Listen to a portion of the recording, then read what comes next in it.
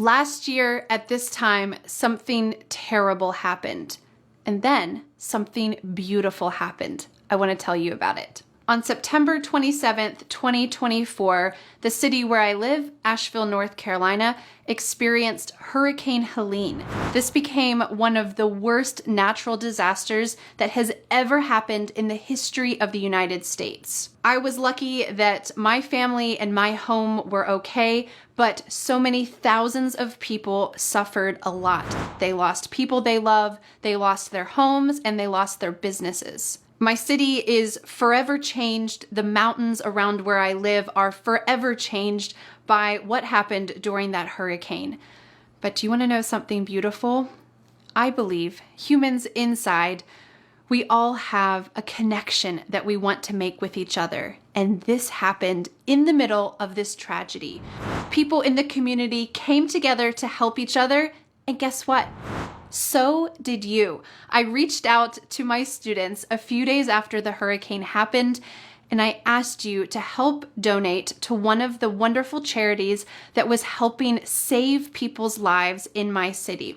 This was a fundraiser to help fund helicopters, private helicopters. These were just normal citizens who happened to have a helicopter who were going into the mountains to save people who were trapped in their homes and had no resources, no help, and they needed to get out. This is a pretty costly thing to do, but I asked you to help, and you did. Our community here at Speak English with Vanessa, my wonderful students, you donated out of the goodness of your heart $20,000 to help pay for fuel to get these helicopters into the mountains to save the people in my city. You are amazing. I was so touched by this, and I know that the people whose lives were actually saved were beyond touched by your donations. So 1 year later, I want to say thank you so much for everything that you did if you participated in this last year. And if you did not participate in that fundraiser last year, I have some good news for you. But first, let's back up a little. If you are new here, hi, I'm Vanessa from SpeakEnglishWithVanessa.com. Here on my YouTube channel, I teach English learners like you how to speak real daily life English so that you can have the confidence that you need to go out into the world and speak in English and connect with other people. One of the things that my students tell me is that they really want to hear more real life conversations that are at a level that they can understand. Maybe for you, you can watch an English movie or TV show and understand the general idea, but you can't catch every single word without subtitles. This is really normal when you're learning another language, but how can you get to that level where you don't need subtitles to be able to understand a movie? Well, you need to hear real life conversations that are more understandable. And that's what I like to do here on my YouTube channel and also in the course that I create every single month, the Fearless Fluency Club. We feature a new English speaker and you are able to understand, immerse yourself in English during that conversation. And during our course, I help you to break down the conversation, learning vocabulary, grammar, pronunciation, and give you the community and the tools to be able to speak yourself as well. So today, you are going to see a little sneak peek inside the Fearless Fluency Club. You're going to meet someone who you don't know, but guess what? She knows you. What? Is that possible? It's true. You're going to meet Elsa. Elsa has been working for my business, Speak English with Vanessa, for the past 7 or 8 years. She has been really, really amazing, working on so many administrative tasks. She is incredibly detail-oriented, kind, empathetic, and a wonderful part of Speak English with Vanessa. So even though you have not met her before, she knows you. And Elsa lives in my city in Asheville, North Carolina. She lives in a small town right outside of the city called Swannanoa. And unfortunately, last year during Hurricane Helene, Swannanoa was hit so hard because the river goes directly through the town. Parts of Swannanoa were completely washed away. Thankfully, Elsa and her home were okay, but so many of her neighbors were not okay. She experienced a lot during that time, helping other people, trying to figure out how to create a life amidst everything that had been torn up in her small town. And that's what we're going to talk about today. You're going to meet Elsa. We're going to talk about her hurricane experience, how in the midst of all of those difficult times, she can still create the energy to give back to others. And that is something that is so beautiful in times of tragedy, that we can gather our own forces and help others when we ourselves are still struggling. And maybe that's the best way to heal after all, is to connect with each other. Before you meet Elsa, let me tell you the good news that I hinted at before. If you join the Fearless Fluency Club between September 25th, 2025 and October 25th, 2025, Speak English with Vanessa is going to donate 20% of all course revenue to the wonderful local charity Beloved. Beloved has done wonderful work in Asheville ever since day one when the hurricane hit. They were out there on the streets giving away supplies, making meals, and they are still continuing to help rebuild people's houses absolutely for free. And the only way they can do this is through donations. So we want to participate and help them, help the local community. And if you join the course, you are going to be helping my community continue to rebuild day after day. Also, when you join the Fearless Fluency Club, you are going to get access to our wonderful library of over 47 modules. This is over 5 years worth of English lessons. You'll meet 47 native English speakers, have weekly live stream lessons with me, and access to weekly Zoom calls where other students get together, support each other, and speak in English. So if you would like to join the Fearless Fluency Club, this is a wonderful month to do it. 20% of your fee will go directly to Beloved and help the people in my community. Thank you from the bottom of my heart. All right, let's go in and meet Elsa and hear about her hurricane experience. If you want to dive deep and see many, many tragic stories about Hurricane Helene, all you need to do is type that into the YouTube search bar and you can find that. But I hope what you're about to hear will not only tell about the story of the hurricane, but also show the hope that when humans care about each other, we can really do wonderful things. All right, let's go and meet Elsa. Hi everyone, I'm here today with Elsa, who works for Speak English with Vanessa, helping you learn English, but also she lives in this town of Asheville, North Carolina, and we experienced something very big last year around this time, and I thought we could talk about it. Thank you so much. Thank you so much for having me. I'm excited to be with you guys. Yeah, so first, let's do a little introduction. What do you do with Speak English with Vanessa? Yes, that's a great question.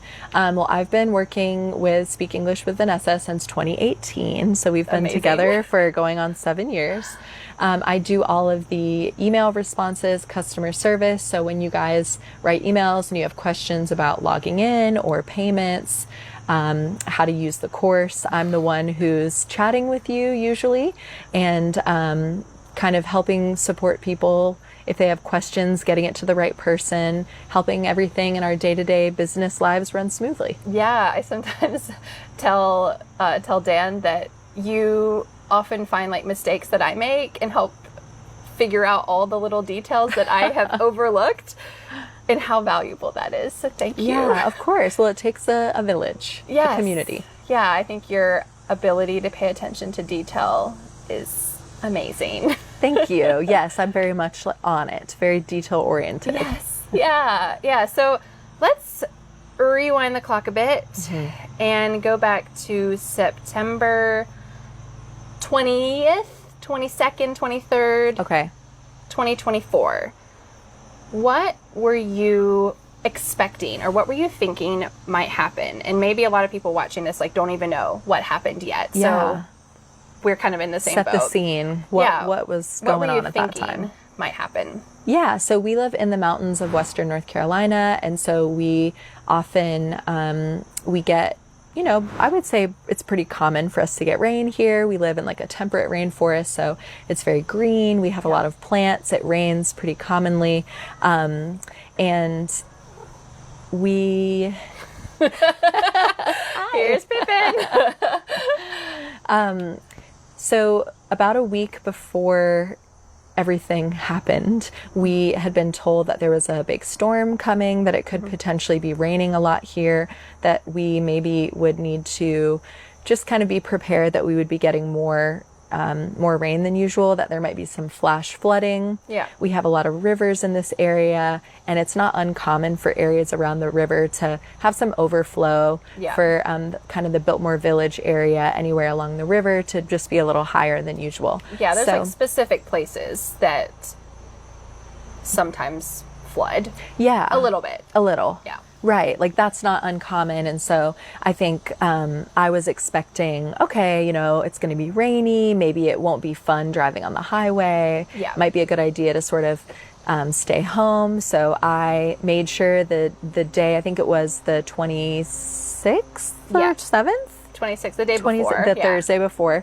Kind of to just cancel my plans for the next day and, you know, do everything from home and make sure that I didn't have any groceries to get or people to see, and just kind of transition my plans to be more at home. Yeah. Yeah, I feel like we kind of did the same thing. School, the day before, it rained a lot. Yes. There was like another storm that came through, and Pippin really wants to be part of this conversation. He's our comfort animal right now. Our emotional support animal. Yes. Yeah, we need him. So I feel like for us, it was similar. We decided to stay home. Also, schools decided the day before, there had been so much rain on the 26th on Thursday. Schools decided to cancel the next day, which was pretty surprising. Like I was pretty surprised about that, because usually they might cancel for ice. Sure, but not rain. For rain? Like that's a lot. It's like the night before, the last second. Totally. They're like, I think we should probably just hold off tomorrow because it looks like we might get more rain. Right. Like better to be safe than sorry, just kind of being a, you know, a conservative approach, wanting to be safe. Yeah. Sorry, Pippin. And so I remember, should we kind of transition into talking about what the next part brought? Sure. I remember people saying, you know, fill up pots and pans with water just in case. And I remember thinking that seems really extreme. Did you do that? I did that. And I remember my partner was like, I really don't think that's necessary. That's honestly a little embarrassing that you're doing that. And I was like, man, well, I just, you know, I just want to be safe. So I filled up some pots and pans with water and put them on the countertop just to be extra careful. And then I remember maybe around 5 or 6 in the morning, it started raining a lot, and it was like pouring, torrential downpour. Did you get woken up by it? Yes. And I remember that morning, my partner works in a hospital, and so he had to get up really early and be there, I think, around 6 a.m. And he told me by the time he was driving from our home in Swannanoa, east of Asheville, down south, that there was already standing water on I-40 and 26, that he was the only car out and he was driving through standing water. Oh, that's dangerous. Yeah. Wow. So he's working in the hospital. He has to go in. Hospital doesn't close. Yeah. You know? And they probably needed him more than ever. Absolutely. That day. Yeah. So when he called you to tell you that, what was that like? Because that's already more than what you expected. Right. That there's standing water on the highway. It's not just like, here's the river, there's standing water. There's the highway. On the highway, right. I thought, that's weird. Usually there's not standing water on the highway. That's concerning, but I figured, well, it's probably fine. Yeah. Out of sight, out of mind. My house was, you know, I was looking outside. There was a lot of water rushing in the front yard down this little drain that we have. So after an hour or two, it started to clog up, and I went out there with a little shovel and cleared the leaves out and was like, wow, it's raining a lot. And then all of a sudden I lost power, and I remember thinking, okay, I was still texting a friend, like, there goes the power. Haha, I guess I'm not going to be watching Netflix, or I wish I had a show downloaded or something. I'm going to go read a book. And so because usually power is just a couple hours that it's out. Yeah. Like, not too big of a deal. Not too big of a deal. Like, what are we going to do without internet in 2024? We can't survive. I mean, it is integral to daily life now. Right. I remember that day, or maybe it was the night before. I think it was the night before. I saw a message that someone who lives over down like Reams Creek Road saying, oh, my neighbors haven't had power for 24 hours. Like, they had lost it Thursday morning. And I remember thinking, 24 hours? That is so long. And I had this little panic of like, oh, maybe there's something more. Yeah. But it's probably just an anomaly, right? So I filled up pots and pans too. Okay. I think I even filled up our bathtub. Yeah, right. And was like, this is silly, right? Like, I don't need to do this. But that message about not having power for a whole day, it really surprised me. And now, after the fact, thinking, 24 hours, I was so naive. That was nothing. Little did we know. Little did we know, yeah. So at the day of, you're still at home, your partner's off at the hospital, you can still call, but you had no power. Yeah. So there you are reading a book. Reading like old fashioned, just kind of waiting out the storm. I remember the last thing I looked at on the news, I was kind of tracking where the hurricane was, and it said that it was going due north of some town in Georgia. And I looked at a map and I was like, ooh, well, that's kind of here. I was like, I don't know how far due north, but I was like, that looks like where I am. Yeah. Don't love to hear that. And then I lost cell service. So then I no longer had access to the internet or any sort of calls, couldn't text. That just dropped. Cut off from the world, really. Yeah, right. Did that happen up here as well? Yeah, I remember we couldn't call everyone, and almost instantly you could see like everyone come out of their houses. Yeah. It was like, it felt like old-fashioned times that the only way to get any information was to come out of the house. But it was raining for a while still, so it was tentative to come outside. But yeah, that when all that cut off, it felt like almost surreal. Like, oh, I can't use my phone? Right. Oh, I'm so dependent on this. Yeah, it felt so restrictive and confusing and odd. Yeah, I don't think I felt panicked yet, though. No, me neither. It's like, okay, this has never happened for more than like a couple hours. Sure. No This is a fluke, maybe. Yeah. Yeah, and so then after that, it continued raining, I think, the entire day pretty much. Yeah. Maybe like part of the day until through, like, evening. Almost the afternoon. The afternoon. It Yeah. was here. Okay. And I remember going outside as well and kind of seeing my neighbors out there. There are a lot of kids in my neighborhood, and so kids were out riding their bikes and playing, and my neighborhood is up a little bit of a hill, so we were really lucky that there was no flooding or damage in our neighborhood, but we were all sort of just waiting for a day or two, and then I think it was actually probably more like that night or that same, within 24 hours, some of my neighbors who have dump trucks and big pickup trucks drove out and realized, because we looked down at the end of our street and saw people in like wheelchairs rolling down the road, like escaping from somewhere, people on like crutches, and people who were obviously in a place that they had to escape from, walking down the street, like at the end of the 70. And so that sort of, I was like, that's really odd. I saw that there was standing water down there on a road where there's never water. And so that made me start to think something was wrong. Yeah. At this point, my partner was still at the hospital, hadn't heard from him. Maybe like 12 hours had gone by. My neighbors were saying, oh, it's really, really bad. Like, there's a house in the middle of the road on the next street over. There was a landslide and it just slid out into the street, is blocking the road. But you're still really just in your neighborhood because there's no way to know what's happening. Right. There's no way to know what the damage had been except hearing from other people. And some people who had tried to go out and look said that there were power lines down, huge trees down in our neighborhood. A couple trees fell and blocked the road so no one could get out.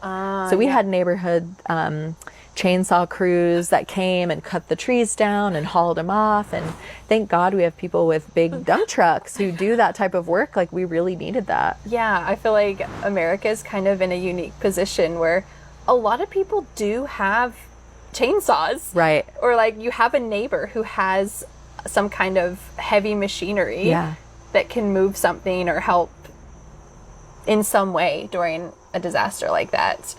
That's such a good point. I hadn't thought about, like, maybe in a city or a different region, a different country, it might be more of a rural thing that you're having tools that you are used to using on your land. Yeah, and you're just dependent on whatever kind of help outside organizations or like the government can give. Sure. Yeah, so you were at home, your partner was still gone, and it's still Friday, the 27th. What happened at that point? Did he come back? Did you just hang out there? Yeah. Or go see why there's people in wheelchairs going down the street? Where, like, what are they escaping from and what's going on? And I really was so isolated and had no idea really how bad it was for a couple days, because I just was like, I'm going to stay put. I don't need to go anywhere. It's better to just hunker down and stay safe. I've got enough water and food to get through a couple days. But, you know, I was thinking, well, we don't have power, so all the food is going to go bad. Just leave the freezer closed. Yeah, don't open it. Don't open it. But yeah, just kind of chatting with my neighbors and hearing some people say, oh, it's really bad. This people on the street over, a lot of the homes flooded, and the river is 25 feet above the houses, like up past the roofs. And I just really couldn't conceptualize what that meant or what that looked like. And they said that there were people doing emergency rescues, that there were people on top of their houses who had been stranded and people who had died. And it was really horrific hearing about all of this kind of hearsay. It wasn't that it was a lie. It was just I had no idea, but a lot of my neighbors were filling me in. And so at that point, I think I started to realize, like, oh, this is very serious. Yeah, like you're in the same part of town. Like Swannanoa was the name of everything that was the most horrific and difficult to hear about was like in Swannanoa, all that stuff. Right. And that was like a couple streets from you, but yet you were spared. Yes. And totally isolated, like no internet, no cell service, you're cut off. How can you know? Of course you can't know, but hearing that feels so surreal. Right. That's neighbors. To be in the epicenter and to have no idea. Yeah. It's like you don't know if that's good because it sort of protects you, or if you wish that you had known that you were kind of in the eye of the storm. I think there's a lot of we can talk about the aftermath later, but like a lot of difficult psychological survivor's guilt type of stuff going on. Right. So did you end up staying at your house? Did your partner have to stay at the hospital because roads were flooding? Could you even get around? I ended up, calling my family. I was able to walk to a place down the road and get cell service, call my family who live about 30 minutes south, and they were all okay. And then I went to the hospital with my partner one day to try to, he has a coworker who has a little girl, and I was going to hang out with her, and there was not really much to do, so I figured I could babysit and be of help. And we left that day, and we were at the hospital all night, and then we drove home, and all of our neighbors were packing up their cars and fleeing. And I saw so many people, this commotion, and our neighbor came up to us and let us know that they had been told that the dam, the water treatment facility, the dam where our part of town gets drinking water, had failed and was going to dump all of the water onto our neighborhood. And all of our neighbors were panicking, trying to evacuate. And at this point there was no gas either, so there was no places had power, no places had gas, there was no information, we had no idea what was going on, there was no water, it was just silent. I don't know if you remember that eerie feeling of there weren't helicopters, there was no noise. Yes, and you had no idea when anything would change. Right. That this could be it. I remember I had that feeling on Saturday, oh my gosh, is this how we die? I know. There's no water, but there's no way to contact. There was no thought of people are coming in, they're going to bring Is stuff, anyone coming? No one had. There was no gas in your car to be able to go anywhere. Right. That's a real panic feeling. Totally. I'm sure so many people, especially like near you, Yeah. were feeling that. Yeah. And so my partner and I made a plan. Like, he got in his car, I got in mine. I threw our dog in the back and I drove so fast. Please don't turn me in. But I was driving way over the speed limit to the hospital. That was going to be our meeting point. And we were going to, then we had heard some things about that it wasn't a true claim, but we couldn't verify if it was real. Yeah. We didn't want to drive home and waste the gas because we didn't have a lot. Thankfully, I had gone a couple days before just because I was like wanting to be safe and gotten gas, but he was almost on empty. And we went to a fire station and they were like, we really can't tell you. We don't know. Better safe than sorry. It's good that you evacuated. And, yeah, the dam breaking would have been, I mean, we heard after the fact, if that had broken, how incredibly disastrous that would have been. Catastrophic. Yeah. I mean, thank goodness that did not happen. But it was maybe good that there was some kind of evacuation, because there was no evacuation warnings ahead of time. Right. None of that the week leading up to it. Right. So saying, hey, you should leave. It's better there's than some not. panic moments, but being somewhere else that's safer or calmer. Yeah, totally. Be okay. Oh, of course. Yeah. So we ended up going and staying the night down in Hendersonville, and just kind of trying to regroup from there. Yeah. Yeah. Try to figure out what is life. I remember we went to the hospital on Saturday. Okay. Because we heard through word of mouth that there was internet at the hospital, because it was the only place that had power. Yeah. And nobody was really using, a couple neighbors had a generator. Okay. But I don't know. The hospital was really like the only place that you could get any kind of internet. And because of this work, I thought I need to contact somebody. Right. And be like, and I know it's only been 3 days. And if I'm not connected with people for 3 days, it's not a big deal. But who knows? It felt so endless. Right. So we went to the hospital, found some very spotty Wi-Fi. And I messaged you and a couple other people on the team to just say, here's the situation. Here's like the 3 things that need to happen in the next couple days. We're going to try to see if this figures itself out, but I have no clue. Right. And I was so glad to hear from you. I think you had already messaged me at that point. I think so. Maybe because you'd been to the hospital with your partner. Yes, but that's right. Yeah. I was like, how did Elsa do this? Yeah. Even before we got there on Saturday. But it felt really relieving to know both you and I, we live here. We are stuck in this spot, not only in so many ways, but with work, thinking I can't just drop off the face of the earth. Right. At this moment, I need things to continue to happen. And other people on our team were able to just pick it up. Yeah. And send the emails when they needed to be sent, to help with videos that needed to be published, all that kind of stuff, which was like one less thing to think about. Yeah, absolutely. That felt like, okay, I can just focus on family, survival, whatever we're doing. Local, kind of getting your bearings Yes. in your neighborhood and your state and your community. Yeah. Yeah. So when you were in Hendersonville, was there any point when you felt like I should go home, or I need to, like, how long were you living in Hendersonville? Yeah, that's a good question. So my partner was still going home because we had stayed there for a night, and then we decided, you know, he wanted to get back and just check on things. And it was, our poor dog is pretty anxious and she really doesn't do really well not being at home. So we wanted to get her home. And so he decided he was going to go back home and I was going to stay at my mom's, because he ended up working the 2 weeks